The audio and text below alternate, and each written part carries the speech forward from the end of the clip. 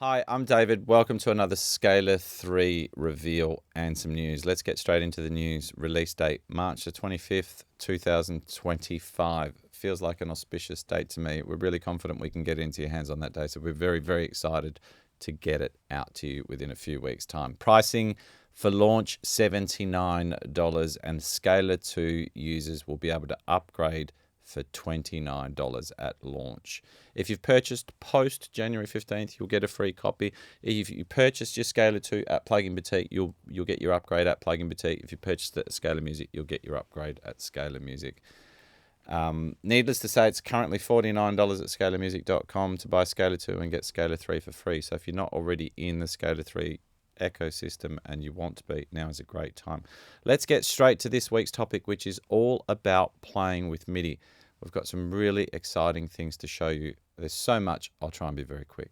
Okay, so first things first, we've got some chords running here through the excellent Rhodes V8.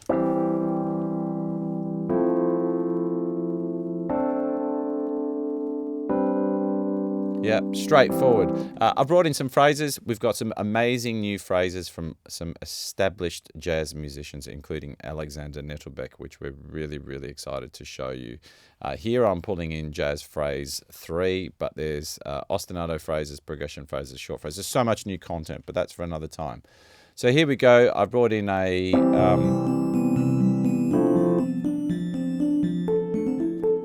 phrase. Now, the first thing to note is that we've just recorded Alexander playing it the way he plays it, and he's not trying to be on the money. So when I'm playing with chords starting on 16s, you can hear that they're slightly out. That's fine, no problem. Let's get into MIDI editing in Scalar 3. As I said, there's so much to show you. We can do all this on the chords. We'll come back to the chords later. Now let's kind of play around with the clips that are following those chords. First thing, I'll go to quantize. I'll turn it on. There you go. Everything's quantized to 16ths. We've got depth control now across all the different parameters, velocity, timing, swing, so forth. It's really cool. I can change the depth and have it kind of closer to where Alexander was playing it, or kind of somewhere in between. Now working much better with the chords in terms of timing, which is great. Now if I want to do some more editing, I can. Just remember that when we're playing with these MIDI modifiers, everything stays locked to the chord track that it's following. You can make any changes in the chord track, as we'll see later, and they'll all adapt to that change. So we can do inversions, pretty straightforward. It's really cool. It's so cool to be able to come up with lots of different stuff. We can transpose. Just remember when we're making these changes, it's staying within the scale or the dynamic chord scale. So everything just fits. I could go, say, a fifth or 7 semitones above, and everything still works lovely with the chords.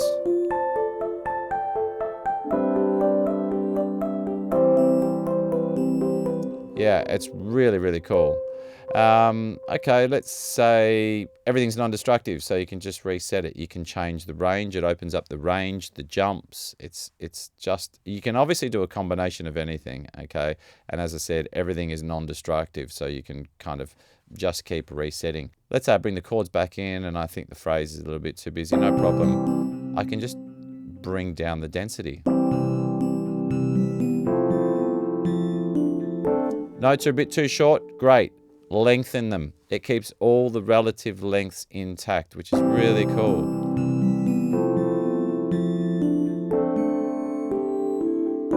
You can even rotate the starting position according to whatever length you dictate here. So let's say I want to rotate by 1 bar, and as you can see, as I move, it's moving the start position by a bar. It's very, very cool. You may have noticed something else. Yes, we've got global voice grouping down here, but we've also got voice grouping that can be applied to any clip or any track. So you can say, okay, cool, I'm going to group everything between C1 and B2, and there it is. Of course, everything's following the chord track. Here I've got a bass line. Okay, feels a little bit busy to me straight up, so I'm going to just kind of simplify it.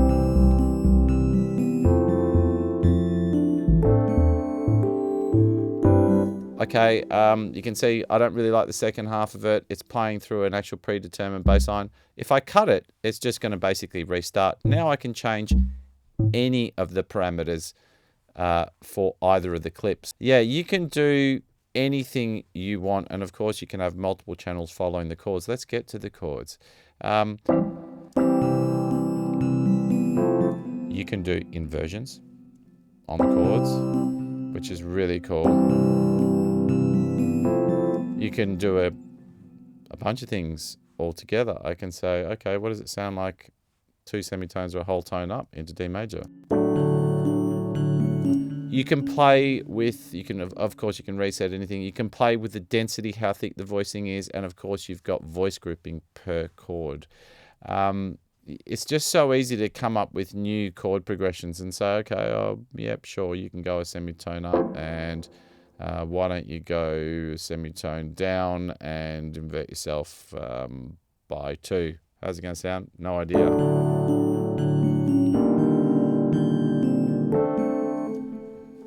Weird, but great. Of course, everything's non-destructive, so you can come back and make changes. Another feature brand new to Scalar 3, which I absolutely love. If I select all of these chords, you can see that they're all voiced differently, but you can see straight away something pop up, auto voice leading. As soon as I click that track and I play through, all those chords will be voice led together and sound really natural and smooth.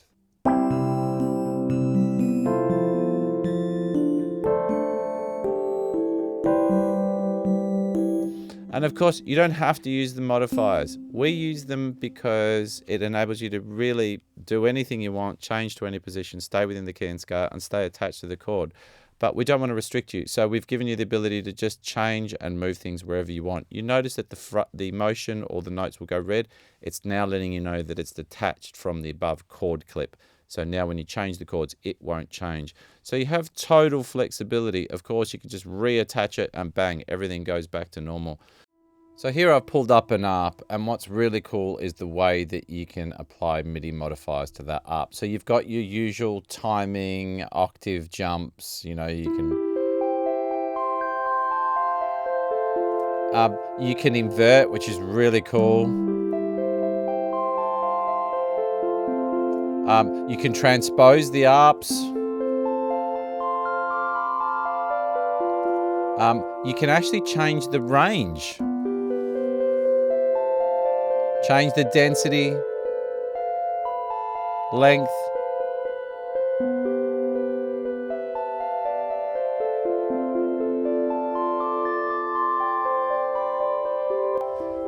So then we have a fully flexible arpeggio modifier or generator, changing ARPs in ways that I've not really ever been able to do before. It's really cool. We've tried to make it a really safe, non-destructive environment that encourages experimentation whilst working. And that is what makes Scalar 3 really special. A few weeks until we get it into your hands. Hope you enjoy learning about playing with MIDI and Scalar 3. Looking forward to revealing more soon. Thanks for watching.